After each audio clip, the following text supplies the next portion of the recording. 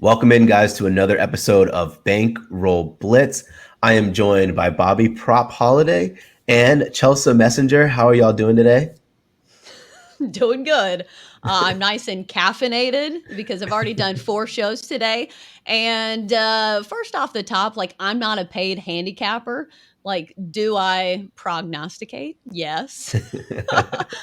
To use, something from Aaron Rodgers' vocabulary playbook. So I'm gonna do my best. I have been in the sports betting industry for a while, so I know what I'm talking about. But don't put the house on my place. No, no, we're happy to have you on, and no, we're Absolutely. grateful to get obviously we our first female guest of the Bankroll Blitz. We're excited for that, so thank you so much. And it's awesome to have you on.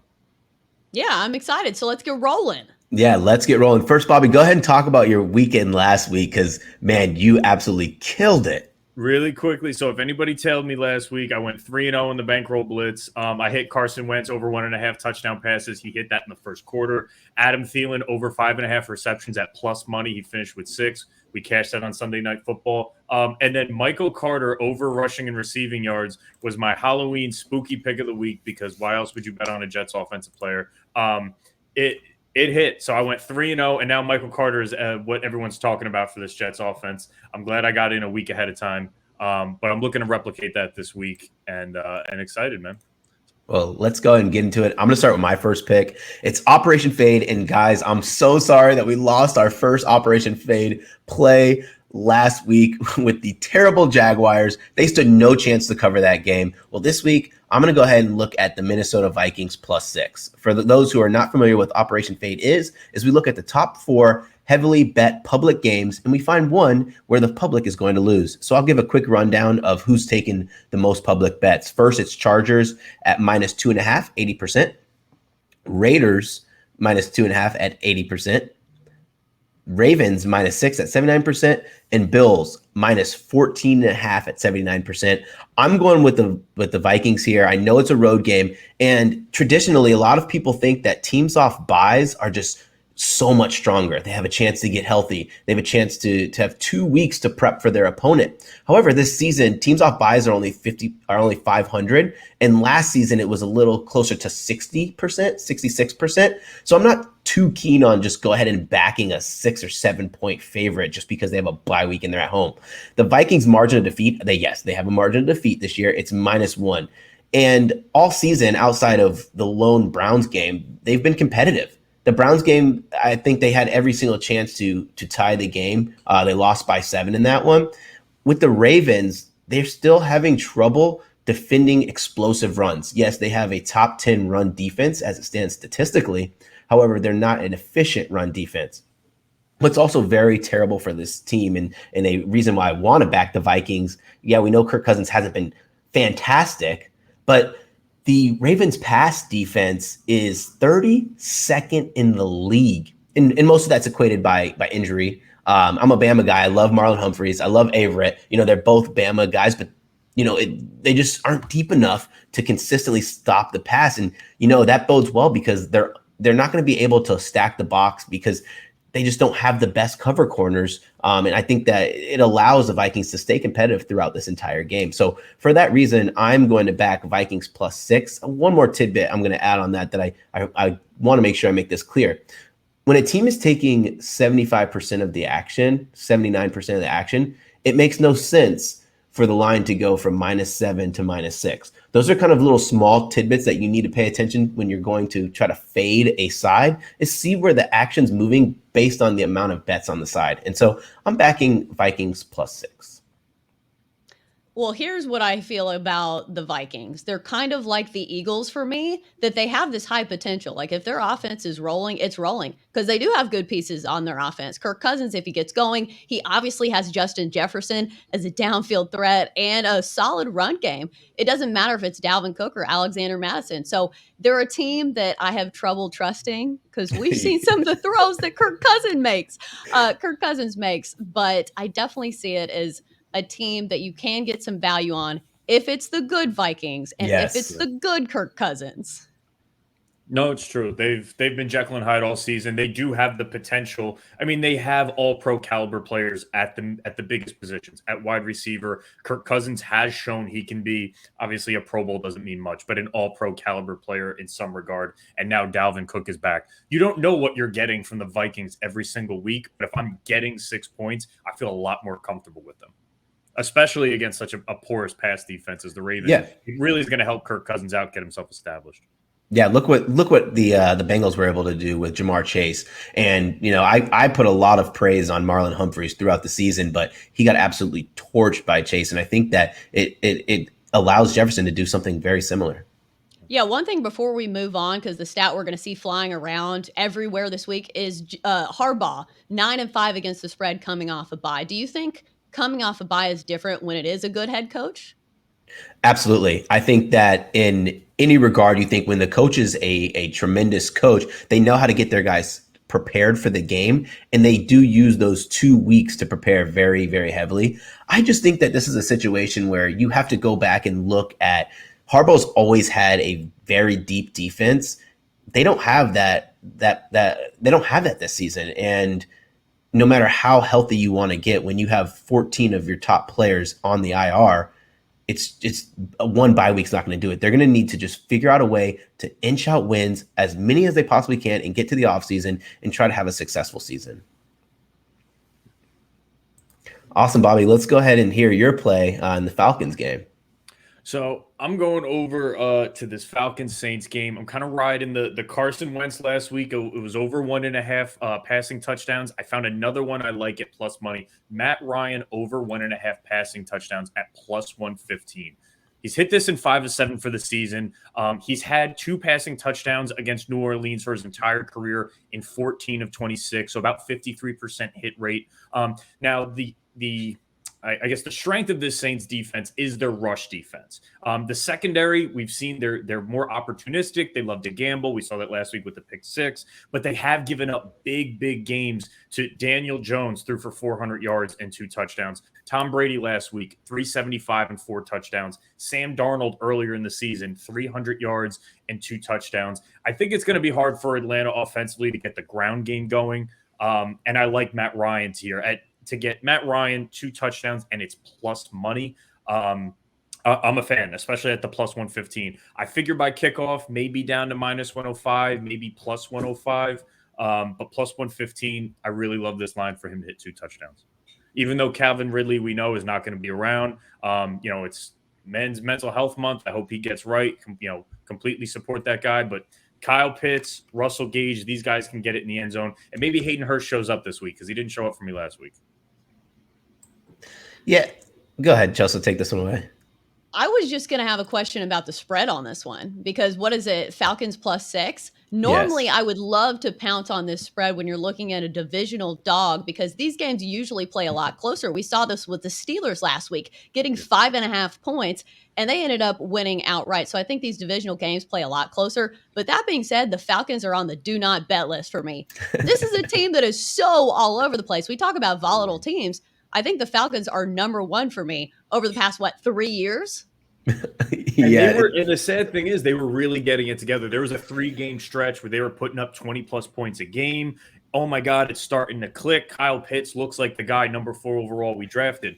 Come out of the bye week last week, they play Carolina, and they get eaten up by short passes and a run game. And you went, what happened to this team? Where did the previous 3 weeks go? And, again, coming out of a bye. So I don't blame you for feeling that way.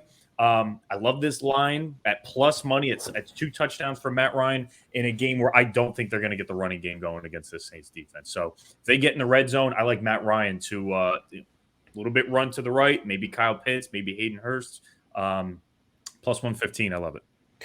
Especially with, you talked about Calvin Ridley being out. For me, a guy who loves to play DFS, it's been so fun to find, hidden gems in teams with players sitting out or players getting injured. I kind of am interested in this game to find some player who's going to fill that void. I haven't found it yet, but I know that Cordell Patterson is going to be heavily drafted, so I'm going to have to figure out who's that guy who's going to fill that Calvin Ridley role. I know Russell Gage is a name. There's another name. I can't think of it. I can't pronounce it. I know it's. Yeah, I know exactly who you're talking about. Yeah, him. Go with him. Awesome.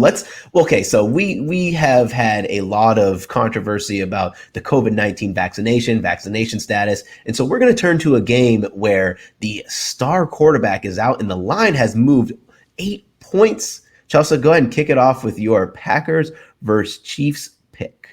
Yeah, talk about an overreaction. Like, this is a huge story. Don't get me wrong. And yeah, Aaron Rodgers is the reigning MVP for a reason, and he certainly deserves to have this number moved quite a bit when it comes to the point spread. When you're talking about who would move the point spread the most in the NFL, he's got to be number one or number two. Probably Patrick Mahomes a couple of years ago would have the same effect on the spread. But if you look at this year, it's been the year of the backup quarterback. You look at Geno Smith, 8-0 against the spread in his last 8 starts. You look at guys who have outright wins as backup quarterbacks. Mike White, Case Keenum, and Cooper Rush. So these are 3 backup quarterbacks that nobody expected to keep these games close. And that is the thing. Yeah, you're talking about a market overreaction. So I think that's the case here. We're still talking about a Packers team that was able to run the ball pretty effectively against the Cardinals. And this defense had a pretty good job of limiting the Cardinals on the ground, at least. Like, I'm not saying that the Packers defense is one of the best in the league by any standard, but I do think that they can run the ball effectively. And the wild card here is Jordan Love. Like, do you think that he can be somewhat effective? Because I will say he has had the luxury of sitting back and watching one of the best quarterbacks, in the last 10 years do it. He has had a really good experience watching that offense under Aaron Rodgers. So if you think that he can be at least decent, I think the Packers can keep it close. Because when you're talking about a number this big, remember that Thursday night game between the Bucs and the Eagles? Like, the discrepancy between those teams talent-wise was huge. Yes. But they still covered the number. So that's what we're talking about, covering a number here. And I just think this is too many points. So I will be on the Packers. No, I love this for a couple reasons. One, the number 8, it's above that 7 mark. If they lose by a touchdown, you're still covering. 2, can you pick a better team for Jordan Love to get his first start against? This Chiefs defense. Yeah, the Chiefs. I haven't even talked about the Chiefs. This is a great opportunity for Jordan Love to get his feet set. We saw what Lamar Jackson did to the Chiefs on Sunday Night Football, I think, in week 2, able to carve them up. I think they're going to have a couple scripted plays for Jordan Love in there to move the chains. And then we saw what that Packers run offense, A.J. Dillon and Aaron Jones did last week on Thursday Night Football. They can move the chains with these 2 running backs. I do think the Chiefs win, but I completely agree with you. This number is way too high. And I'm excited to see what Jordan Love actually has, because the succession plan in Green Bay over the last 20 years has went pretty well. Hopefully Love can keep that going. One thing that's interesting to look at, too, is the market overreaction this season has been a terrible, terrible way to follow. You look at the Cowboys, you look at the Seahawks. Every time this big news has happened and the market has corrected, or it's just been an overreaction. So that's going to kind of segue me into my 2-team teaser. And I'll start with the first team. I have Packers plus 13.5 with getting 6 points here. The number I got was 7.5, so I have to take the 13.5. But listen, you guys said it. It's too much of an overreaction. And the Packers defense is a lot stronger than people believe. This is a team that's 7-1 against the spread this season, and it's not all on Aaron Rodgers. It's because his defense has been more than adequate. And I'll admit, early in the season, I was not very high on the defense, but they've shown a lot of glimpses of being a very good Super Bowl contending defense. And now let's go to the Chiefs. The Chiefs can't get out of their own way. We have Patrick Mahomes, who has new baby syndrome. And I say this as a guy who loves to bet golf. In golf, it's very fun to fade guys who are recently just having a new baby because there's so much change. John Rahm was good. But listen, John Rahm in his first tournament after having a child was not good. But he still had a monster year. Yes, and it's superstition, golfer mentality where they think that it's going to be something that takes them out of the game. I'm going to say that whatever Patrick Mahomes is doing off the field, I don't know if it's a distraction from his brother's TikTok page, the media, whatever it is, there's something different about the way he's playing. I think it could be a lot on his plate or a lot on his shoulders.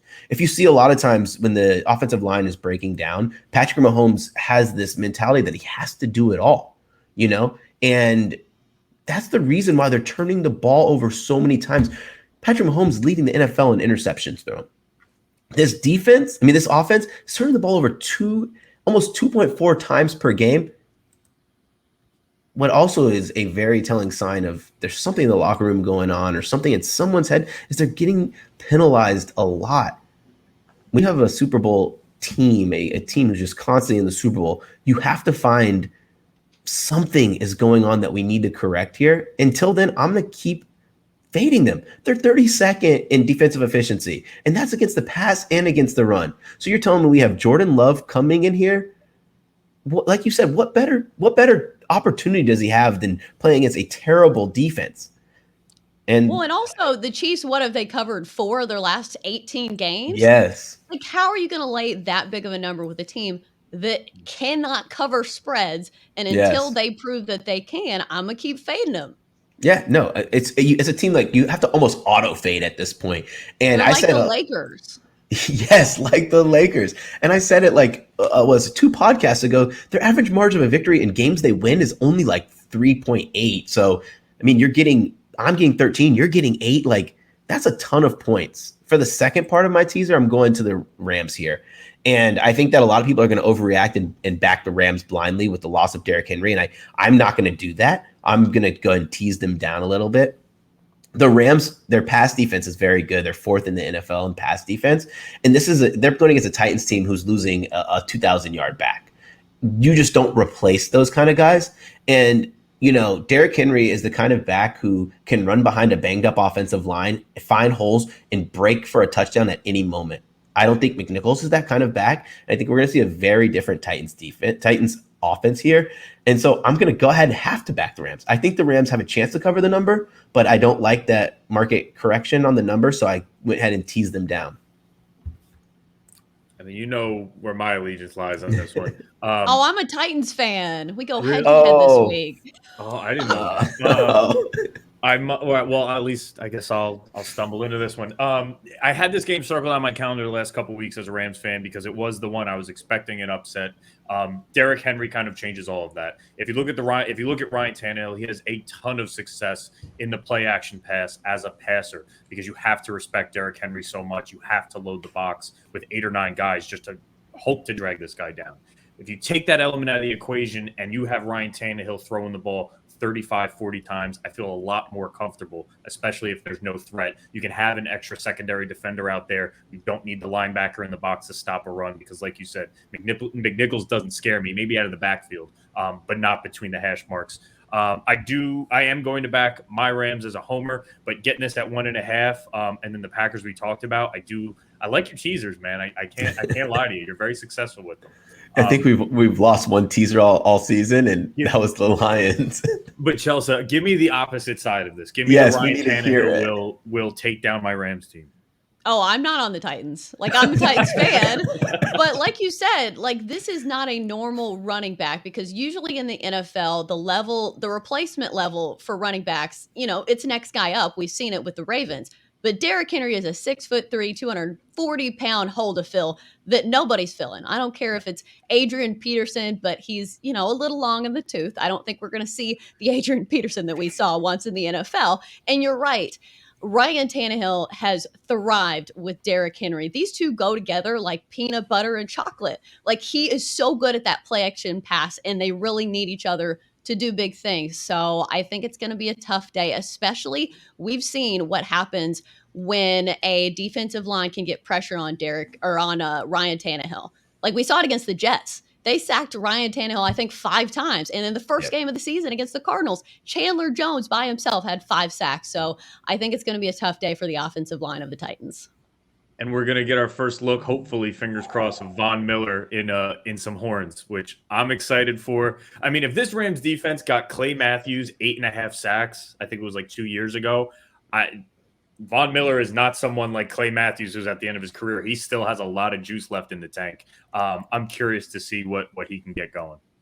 Absolutely. I'm excited for this teaser. Let's go ahead over to Miami. You're back in a prop in the Dolphins game. Go ahead and lay it on us. I guess it's a theme for me. I'm a big Zag guy. We went over this before, but I'm going with Mike Gesicki over 46.5 receiving yards at -115. So he's averaging almost 60 yards per game on the season. He's hit this in 5 of 8. He's seen 6 targets in 6 of 8 games. And another big stat that I love about this, he's had a reception of 20-plus yards in 6 of 8 games. So right off the clip, if he gets one 20-yard reception, we're already down to 27 yards he needs to get through the other 3 or 4 on the game. What I really love about this is what Tua's done since he's returned. He's thrown the ball 39 times minimum over the last 3 games since he's come back from injury. This Miami team passed the deadline. They know who their quarterback is. It's not Deshaun Watson. There is no more controversy. Maybe at the end of this season, but for the rest of this season, it is Tua. And you're also playing a Houston Texans team that they're just dragging themselves across the finish line, and it's only week 9. So I like Gesicki over 46.5 with this newfound Tua slinging the ball, doing his best Drew Brees impression. Yeah, too low for me. I was expecting this to be around 50. So 46.5, I like it. We were getting plus money for Gesicki receptions when Tua returned. I was like, this cannot be real. I was like, what is going on here? No, I like it. From a fantasy standpoint, he's a good plug and play guy if you need a flex on a bye week, because he's going to get that 50 yards. And if you throw a touchdown in there, he's absolutely worth it. I remember 2 weeks ago, his touchdown prop was plus 235. I bet it, and I was like, this cannot be real. And he caught a touchdown. I was like, easy money. He's getting big. It's not just they're dinking and dunking down the field. 6 plays of 20+ yards in the last 6 of 8 weeks. Yes. So I mean, he like you said, I played him in the flex a couple times. I actually have him and Kyle Pitts, and I just alternate. I did too. One in the flex, one in the tight end, and it works. 46.5 is too low for me against the Texans team. Hopefully, the game doesn't get too far out of hand, because this is a Miami team that actually has something to prove. It's not. It's so yeah. I like picking on the Texans. What can I say? Well, that's a good segue into Chelsa's 3-team teaser, because she has the Texans in there. Go ahead and tell us your 3-team teaser. Yeah, listen, Tyrod Taylor is back for the Texans, and that's big news because he is a big step up, I think, from Davis Mills. Davis Mills had his one, crazy game against the Patriots of all teams to have a good one against. But Tyrod Taylor at least is a veteran, and we've seen these veteran quarterbacks come in and do admirable jobs. So when you're looking at a big spread here, and I need to look at, the actual number I have, was it 13.5 in this teaser? Yep. I just think this is too many points for a Dolphins team that I don't think they can really blow out people. Because I do think that the Dolphins will win, but I just haven't seen enough explosiveness from their offense to think that they can cover this big of a number. So I have the Texans plus 13.5, Browns plus 9.5, and Cowboys minus 2.5. This is a 7-point teaser for plus 120 because I wanted to get past that key number of 9 and down to 2.5 for the Cowboys. I know there's probably some numbers that aren't exactly right on that one. You can go ahead and give me grief for them, but those are 3 teams I like for a 7-point teaser. No, I like that teaser. I consider teasing the Browns a lot. And then the Texans. So I was on NBC Sports Bet the Edge, and we're backstage and we're just trying so hard to figure out, are we getting Tyrod Taylor? Are we not getting Tyrod Taylor? And I'm putting my notes together, and I was like, about to pull my hair out of my braids trying to figure out if I'm getting Tyrod Taylor, because I think that Texans 13.5 is just a fantastic number if you have Tyrod Taylor. And one thing they just announced it. Oh, they did? Okay. So that makes me even more excited about it. One thing about that Dolphins team too is their defense is not good. And this was a top 5 defense last year. Yeah. I don't know how on earth they are so poor. But yeah, when you're giving me 13 points against a bad defense and you get Tyrod Taylor, who is more than adequate, I love it. Tyrod Taylor's huge. This offense looked completely different in the first 2 games. Brandon Cooks this is really big for Brandon Cooks, so I can't wait to see what the lines are for him. He was heavily targeted for Taylor, but they do look like a completely different offense with him under the helm. Hopefully he's fully healthy. Browns 9.5. I love Browns money line this week. I think they can actually upset a Bengals team who – this is kind of a line in the sand for for Cleveland, where they're getting a little bit of health back. They're under a bunch of scrutiny. Obviously, Odell Beckham, Odell Beckham's dad is kind of dragging Baker Mayfield through the mud. Beckham didn't say anything to kind of disparage that. So I do think these are the type of games that you see Baker Mayfield really step up and let him know. He's always had the chip on his shoulder, but I love them money line. And then Cowboys actually took my survivor this week, so hopefully I can get out of another week. So the fact that minus 2.5 makes me feel a little bit better. Yeah, what do you think about the Cowboys laying a big number? Because I think of all the teams in the NFL, when you're looking at big numbers, you want those really explosive offenses, and the Cowboys are one of those. So I'm not sure if I want to lay that many points, but the Broncos have looked so bad offensively. Yeah. So I'm going to play it safe here and just take them 2.5 and a teaser. But I think maybe it's worth a look. I just don't love laying those big numbers. Yeah, no, I like teasing the Cowboys, and I just think that the Broncos are ready to pack it in. They're ready to get out of here and just tank as much as they possibly can, get as many draft picks as low as they possibly can. Yep. That works for me. They'll be the team in contention for an Aaron Rodgers or Russell Wilson next year. Yeah. And that's what you're accumulating these type of picks for, is to make a move like that in the offseason. John always proved he can't draft anyone at all, at least from a quarterback standpoint. But no, the Cowboys minus 2.5. Last week was a big game for them because it was a game they weren't supposed to win. We saw that with the big line movement. And these are the type of wins that you need if you want to be playing come January. So I think that was a huge confidence builder for this defense and for this team to win with a backup. Then you get Dak back and you start rolling again. So minus 2.5 seems awesome. Awesome. Cool. I'm going to go into another field goal prop. And I promised myself I was not going to do a field goal prop this week until I saw the number we were getting here. Like, I was expecting someone. So for anybody who doesn't know, how I do my field goal props is I have a chart of expected field goals per game, per opponent that I build out. And I was expecting this to, I think my number on this game was 2.1, which is still going to cover. I'm going to go taking Las Vegas Raiders over 1.5 field goal at minus 125. So normally the price on something that I have pegged at around 2 point something and low 2 points is normally like minus 185, minus 195. And I'll put this in perspective. The number that I had for the Bills was 1.67 and the Bills was a minus 150 line. And I think that this has more of a chance to hit than the Bills did, even though the Bills kick more field goals per game. So I'll put this in an easy reason for people to understand. We need bend, don't break defenses. And as much as grief as the Giants have been given, they have a red zone defense it's top half of the league. They have a touchdown rate of 58%, which sounds like a big number, but I think the league average is somewhere around like 65%.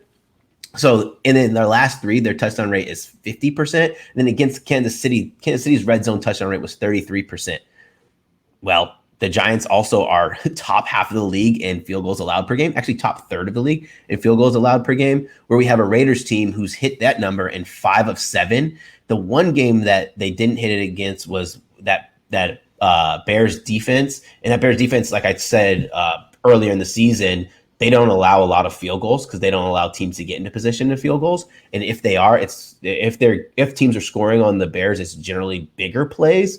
And teams don't have the opportunity to kick field goals. So I'm going to go ahead and back 1.5 here at the price that we're getting is just too hard to pass up. I'll tell you on that. And plus, don't they have an actually good kicker? Because it's hard to find in the NFL, isn't it, Carlson? Yeah, I think he's missed, 2 field goals all season? Knock on wood. Yeah, I hate when the announcers say that and then they just doink it off the uprights. Yeah. Absolute clockwork. Yeah. Awesome. Let's go to the play. The New England. I said New England Patriots. Let's pause on that one and let's go to the Steelers play that you have for us, Bobby. Sure. Najee Harris over 29.5 receiving yards at minus 115. So he's hit this in 3 of 7. He's flirted with this line in 5 of 7, meaning he had 29 on the nose 2 other games that he didn't hit this. So this is really in his wheelhouse. And it still seems pretty low to me, considering how he's valued and targeted in this offense. He's seen a minimum of 5 targets in 5 of 7 games.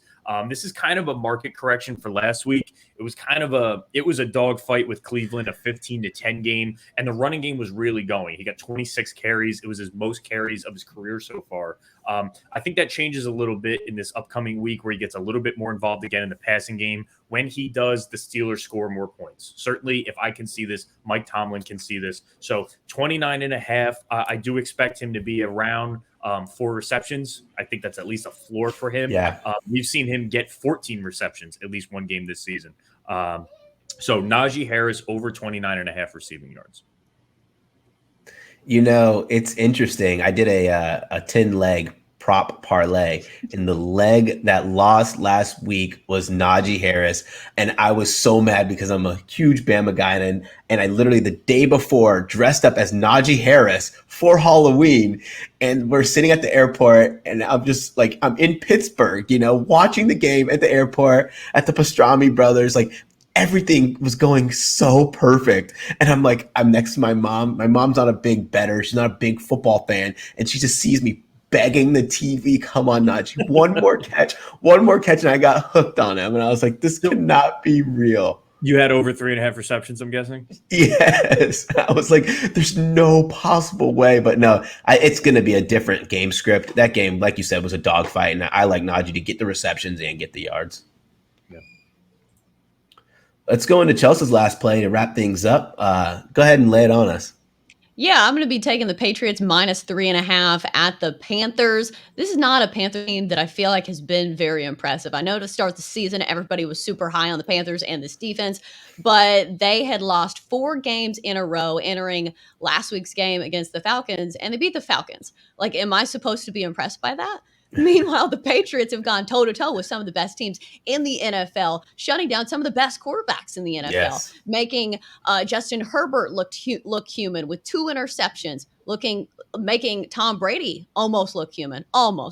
They still, beat him, but still, this is a Patriots defense that has been pretty solid all season long, and now the offense is starting to click. Mac Jones appears to be getting better each and every game, and the first few games of the year, it seemed like they could move the ball down the field, but they weren't good in the red zone. At one point, they were converting touchdowns on just 37% of their trips to the red zone, which is not a good number. So if they could correct that, this offense could really get going. And we have seen it in their past few games. And going against this Panthers team that I know that Christian McCaffrey should be back for this one, and that is a huge boost for this Panthers team. I just think that the Patriots are the better team, the better coach team, and the team that really has the momentum right now. No, I agree. Go ahead, Brad. Go ahead. Yeah, no, I agree. It's interesting because when you have a rookie quarterback, sometimes you have the natural instinct to put the training wheels on them. And early in the season, you could see that McDaniels was doing that a lot with Mac Jones. He was still throwing 28 passes per game. But now you can see they're trusting him a little bit more. That offense is starting to go. And on the other side of the ball, the Panthers are dealt with the same thing that the Broncos did. They just had an easy schedule at the beginning of the season where both teams were super highly touted. They're like, oh, the Panthers are back. Oh, the Broncos are back. Neither of those teams are back, and neither of those teams are good defensively. No, it's true. You know who's familiar with Sam Darnold? Bill Belichick. Yep. Yeah.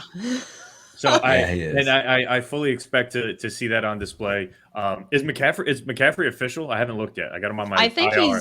he's eligible to come off the IR. I believe. Okay. Yep. Okay, got it.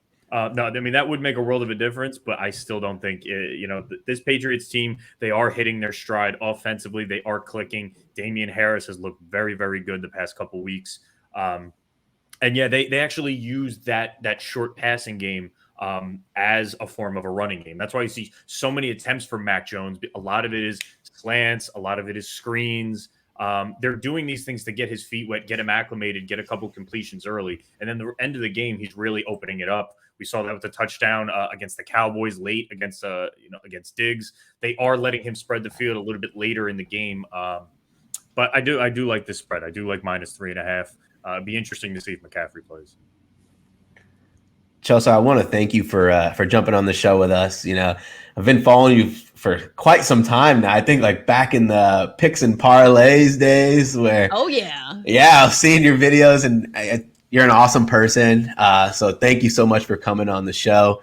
Guys, be sure to follow Bankroll Blitz at Bankroll Blitz on Twitter. Be sure to download the podcast. And if you are on YouTube, press the like button, the subscribe button. And thank you so much, guys. I hope you guys have a fantastic weekend. Thank you, guys. Thank you, Chelsa. No problem.